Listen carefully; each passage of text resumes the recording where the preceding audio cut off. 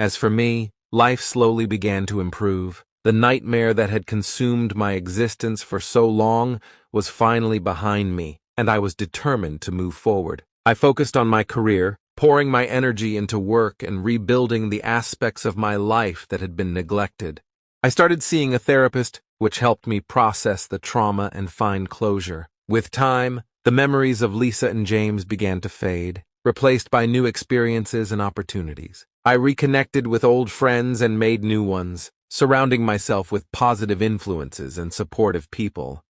One day, while walking through the park where I had last spoken to Lisa, I realized that I was no longer haunted by the past. The weight of betrayal and pain had lifted, replaced by a sense of peace and resilience. I had survived one of the most challenging periods of my life, and I was stronger for it. I even began dating again, cautiously at first, but gradually opening myself up to the possibility of love. I met someone kind and understanding, who knew about my past but saw the person I had become. We took things slow, and for the first time in a long while, I felt genuinely happy. I never thought I'd be one of those people suspicious of their spouse. But here I am. I've been married to Lisa for 5 years now, and until recently, I believed we had a solid relationship. We met in college, bonded over late-night study sessions and a shared love for indie films. It was like a dream until recently. It started with small things. Lisa became secretive with her phone, always tilting the screen away or quickly locking it when I walked by. She started coming home late, blaming it on extra work at the office or catching up with friends, but the explanations felt thin, like she was reaching for excuses. One night she came home with a faint scent of cologne that definitely wasn't mine. When I asked her about it, she brushed it off, saying it must have been from a colleague who hugged her goodbye. Her tone was casual, almost too casual. That's when the gnawing suspicion began to grow. A few weeks later, I noticed she had developed a habit of stepping out to take phone calls. She would laugh softly, a sound I hadn't heard directed at me in months. And then there were the nights she'd come home later and later, sometimes well past midnight. When I questioned her, she'd snap back. "Why are you so paranoid? I'm just out with friends. You should trust me." Then, I started noticing changes in her body. Lisa had always been slender, but recently, she seemed to be gaining weight, particularly around her stomach. She was also more tired than usual, often complaining about feeling unwell and needing to lie down. We hadn't been intimate in months, which made her sudden change in appearance even more suspicious. One evening, after yet another night of waiting up for her, I decided to confront her. "Lisa, we need to talk," I said as she walked through the door. "What is it now, Alex?" she sighed, rolling her eyes. "I've noticed some changes. You're always out late, secretive with your phone, and you look different. Are you pregnant?" Her face turned a shade of crimson. "How dare you?" she shouted. "I can't believe you'd accuse me of something like this. I've been feeling sick, and you think I'm cheating on you? What kind of husband are you?" I don't understand," I stammered. "We haven't been close in a long time, and yet—" "You have no right," she screamed, cutting me off. "You don't know what I'm going through. Instead of supporting me, you accuse me of betrayal. I'm done with this conversation." She stormed out, slamming the door behind her. I stood there, feeling a mix of anger and guilt wash over me. Maybe she was right. Maybe I was being paranoid, but the nagging feeling in my gut wouldn't let go. As I sat on the couch, the house felt emptier than ever. I replayed our conversation over and over, trying to make sense of it all. Was I really just being paranoid? Or was there something more to Lisa's erratic behavior? Part of me wanted to chase after her, apologize for doubting her, but another part of me knew that something was off. I had to find out the truth, no matter how painful it might be. For now, I was left alone with my thoughts, feeling more isolated than I ever had in my life. It had been weeks since Lisa and I had spoken more than a few words to each other. The silence between us was suffocating, but neither of us seemed willing to break it. She spent most of her time out of the house or locked away in the bedroom, and I found myself avoiding her as much as possible. The distance was unbearable, but my suspicions were stronger than ever. One evening, she went to take a shower and left her phone on the kitchen counter. My heart raced as I stared at it, the temptation too strong to resist. I knew I shouldn't invade her privacy, but the doubts gnawing at me were too powerful to ignore. I picked up her phone, hands trembling, and quickly navigated to her messages. My worst fears were confirmed. There, in plain sight, were intimate photos she had sent to someone else. The messages were explicit, filled with declarations of lust and secret meetings. My stomach churned as I read further, discovering that she had been cheating on me for months. The most devastating part was finding out that her lover was paying her. She wasn't just unfaithful, she was selling herself. I was horrified, anger bubbling up inside me. I needed to confront her, but as I approached the bathroom door, I heard her voice through the thin walls. She was on the phone, her tone soft and affectionate, completely different from how she spoke to me. "I'm pregnant," she said, her voice breaking slightly. "Yes, I'm sure it's yours. Alex and I haven't been together in months." My blood ran cold. The betrayal cut deeper than I thought possible. Without thinking, I burst into the bathroom, snatching the phone from her hand. "What the hell, Alex?" she screamed, but I didn't care. "You've been cheating on me, and you're pregnant with his child?" I said. The voice on the other end of the line stammered, but I didn't give him a chance to respond. "I'm going to find you," I growled into the phone. "You're going to pay for this." It had been a few days since I told Lisa to leave, and the house felt different, emptier, yet strangely peaceful. I was in the middle of sorting through the paperwork for the divorce when the doorbell rang. I wasn't expecting anyone, so I cautiously approached the door. To my surprise, it was Lisa. She looked disheveled, her eyes red and puffy from crying. "Alex, please," she began, her voice breaking. "I'm so sorry. I made a horrible mistake. Please, forgive me." I stood there, expressionless, as she continued. "He left me. When he found out I was pregnant, he disappeared. I swear, I'll never do anything like this again. Please, give me another chance." Her desperation was palpable, but I felt no sympathy. "You know how to make money with your body. Go look for another rich lover who will provide for you," I said. The words cut her deeply. Anger flashed in her eyes, and she lunged at me, trying to hit me. I stepped back, avoiding her blows, and silently left the house, leaving her on the doorstep, sobbing and cursing. With the divorce papers in motion, I focused on finding out more about her lover. Lisa had only known his first name, but it was a start. I needed to know what he looked like and where he worked. To do that, I had to watch the intimate videos I found on Lisa's phone. It was the last thing I wanted to do, but it was necessary. I steeled myself and opened the first video. Seeing Lisa with another man was gut-wrenching, but I forced myself to watch. The man was in his late 30s, with dark hair and a distinctive scar above his right eyebrow. He had a confident, almost arrogant demeanor. I watched several videos, each more painful than the last, but I focused on the details. His appearance, his mannerisms, anything that could help me identify him. There were moments where they talked in between, little snippets of conversation that revealed more than just physical interactions. He mentioned working late at the office, hinting at his occupation, and referenced specific places in the city they'd meet. Finally, I had a clear image of him in my mind. Now, I needed to find out where he worked. I spent hours scouring social media, cross-referencing details from the videos with public profiles. It was grueling work, but persistence paid off. I found a LinkedIn profile that matched perfectly. James Larson, a mid-level executive at a finance firm downtown. A quick search of the company's website confirmed it. There was a picture of James at a corporate event, the same man from the videos. He worked at one of the most prominent finance firms in the city, a place I knew well due to its reputation. Further digging revealed that James Larson was about 50 years old, which made the situation even more disturbing. The age difference, the power dynamics, it all added another layer to the betrayal. After days of meticulous planning, I discovered that a local news magazine was scheduled to visit James Larson's office to film a feature on the firm. This was my chance. I knew that exposing him publicly would be the most effective way to exact my revenge.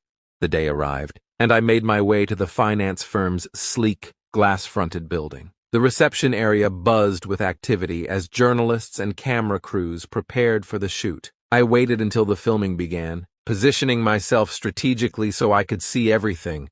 James stood in the center of the bustling office, speaking confidently about his work. The cameras captured his every word, his polished demeanor a stark contrast to the man I had seen in the videos. The moment was ripe.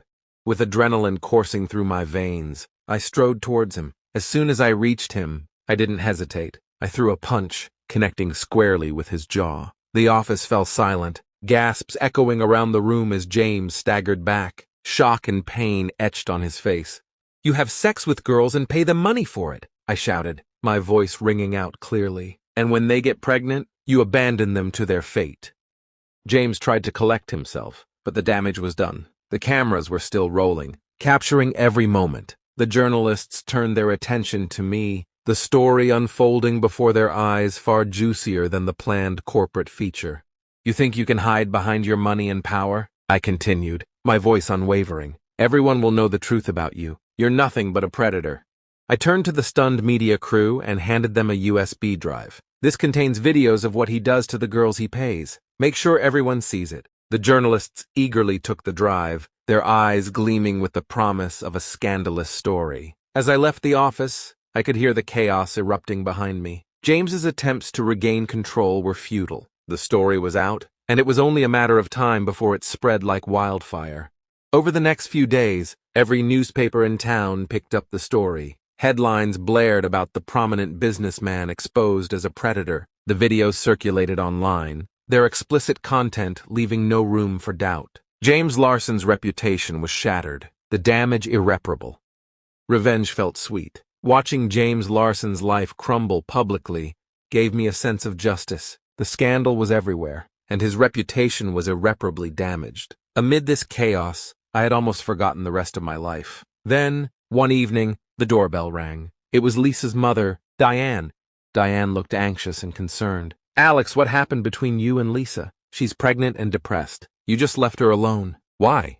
I invited her in, preparing myself to explain the mess. Diane didn't know the whole situation and clearly didn't understand what was going on. She thought I had abandoned her daughter for no reason.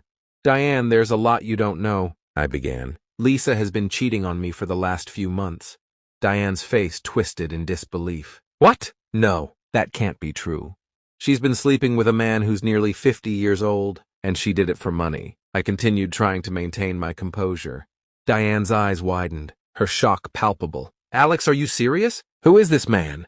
The child she's carrying isn't mine. Diane, it's his. My voice steady but filled with the pain of betrayal. Diane was in complete shock, struggling to process what I was saying. I can't believe this. Lisa wouldn't do something like that. I nodded and handed her the USB drive containing the videos. See for yourself. Diane watched the videos, her face growing paler with each passing second. When she saw the name and face of the lover, she gasped, her hand flying to her mouth. Oh my God, she whispered, her body swaying as she nearly fainted. I caught her just in time, helping her to sit down and regain her senses. Diane, are you okay? I asked, concerned. She nodded weakly. I didn't think you'd react like that. I'm sorry. Diane shook her head, tears streaming down her face. No, it's not your fault, Alex. You just don't understand. That man is her biological father. Her words hit me like a truck. I felt a wave of horror wash over me. How is that possible? I asked, my voice barely above a whisper. Diane took a deep breath, composing herself before she began. When I was young, I fell in love with a man named James. He was charming, successful, and I thought he was my future. But when I found out I was pregnant with Lisa, everything changed. James panicked and left me without a word. I was heartbroken, but I decided to keep the baby and raise her on my own. I never told Lisa about her father, thinking it was better that way. She paused, her eyes distant as she relived those painful memories. I never imagined this would happen. I thought James was gone from our lives forever. I'm so sorry, Alex. I didn't know. I sat back, trying to digest the shocking revelation. The man who had destroyed my marriage, who had impregnated my wife, was her own father. It was too grotesque to comprehend. This is unbelievable, I said finally. What do we do now? Diane shook her head, tears continuing to fall. I don't know, but we need to help Lisa. She's been through enough already. Diane and I sat in heavy silence, the weight of the revelations pressing down on us like an unbearable burden. Finally, I spoke, my voice steady but resolute. Diane, no matter how bad the situation is, Lisa's actions can't be changed, I said. She made a choice to become a prostitute, and now she's carrying her own father's child. You may be offended by me, or not, but I'm not going to help her. She has to deal with this on her own. Diane looked at me with tear-filled eyes, struggling to find the right words. Alex, she's still my daughter. She's made terrible mistakes, but she needs help. I understand that, Diane, I replied, my tone firm yet compassionate. but her choices have consequences. She lied, cheated, and betrayed me. She's pregnant with her own father's child. How am I supposed to help her through that? Please, Alex, Diane pleaded. She's lost and broken. She needs someone to guide her, to help her understand the gravity of what's happened. The only thing I can do, I said slowly, is tell her the truth about her father. After that, I will never see her again. She needs to know, and then she needs to face the reality of her actions without me. Diane nodded, the tears streaming down her cheeks. I can't force you to do more than that, Alex, but please, be gentle with her. This is going to destroy her. I'll tell her as gently as I can, I promised. But she has to hear it. She has to understand the full extent of what she's done. We sat in silence for a few moments longer, the gravity of the situation settling in. Finally, Diane stood up, looking more fragile than ever. Thank you, Alex, she said softly. I'll try to support her as best as I can. I walked her to the door, my mind racing with the task ahead. Telling Lisa the truth was the right thing to do, but it didn't make it any easier. As Diane left, I felt a mixture of sorrow and relief. The end of this chapter was near, but the emotional toll was far from over. That evening, I prepared myself for the hardest conversation of my life. I rehearsed what I would say, knowing that no matter how I framed it, the truth would devastate Lisa. But she needed to know, and she needed to understand that her actions had irrevocably changed all of our lives. The next morning, I called Lisa and asked her to meet me at a nearby park. She sounded hesitant but agreed. As I waited on a bench, my mind replayed the events that had led us here. The betrayal, the scandal, the shocking truth about her father. It all felt surreal. When Lisa arrived, she looked worn and fragile, her eyes red from crying. She sat down beside me, her body tense with anticipation. What do you want, Alex? She asked. I have something important to tell you, I began, choosing my words carefully. It's about the man you've been seeing, James Larson. Lisa's eyes widened, fear and confusion flickering across her face. What about him? James Larson is your biological father. Her face went pale, her eyes searching mine for any hint of a lie. No, that's not possible. He can't be. It's true, I said, my voice filled with sorrow. Your mother confirmed it. She never told you because she thought he was out of your life for good. Lisa's body shook with sobs, the reality of her situation crashing down on her. Oh my God, she whispered. What have I done? I'm sorry, Lisa, I said softly. I had to tell you, but this is where I leave you. You made your choices, and now you have to live with them. I can't help you anymore. She looked at me, broken and desperate. Alex, please, don't leave me. I need you. I'm sorry, I repeated, but I can't. This is something you have to face on your own. I stood up and walked away, leaving Lisa sobbing on the bench. The weight of our shared history pressed down on me, but I knew it was the only way. She had to deal with the consequences of her actions, and I had to start rebuilding my life. The time had come to confront James Larson directly. I drove to his house, my mind racing with the confrontation ahead. When I arrived, I took a deep breath and rang the doorbell. It took a few moments, but eventually, the door creaked open. James stood there, a shadow of the confident man he once was, drunk, puffy, and with baggy eyes that spoke of sleepless nights. Without a word, I delivered a swift punch to his stomach. He doubled over, collapsing onto the doorstep. You're a fucking bastard, he spat, gasping for breath. You've ruined my whole life. I looked down at him, my voice cold and steady. And you have no idea how much I enjoy seeing your life go to hell. You deserve everything that's happening to you. You've ruined the lives of so many girls. And now you have to pay for it. He fell silent, glaring up at me with hatred. I continued, my voice filled with the weight of years of betrayal. Do you remember the girl you dated when you were younger? The one you got pregnant and then dumped? James sneered. God, of course I don't. I've slept with so many women that I can't even count how many children I've had around the world. His words filled me with rage, but I held back, knowing there was more he needed to hear. Do you know who the woman you've been having sex with for the last few months is? The one who is currently pregnant with your child? He laughed bitterly. She was just another prostitute on my giant list, nothing more. I was furious at those words, but the sad truth was that Lisa had indeed become a prostitute, and she knew it. I steadied myself and continued. This, as you say, prostitute, is your biological daughter, you idiot. What? I repeated, the woman you've been having sex with and got pregnant is your daughter. The realization hit him like a freight train. his face contorting with horror and disbelief. No, that can't be true.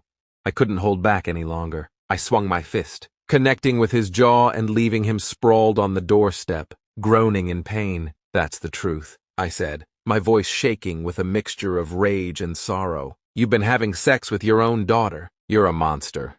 I turned and walked away, leaving him lying there, a broken man reaping the consequences of his despicable actions. The confrontation had been cathartic, but it also left me with a deep sadness for the twisted path our lives had taken.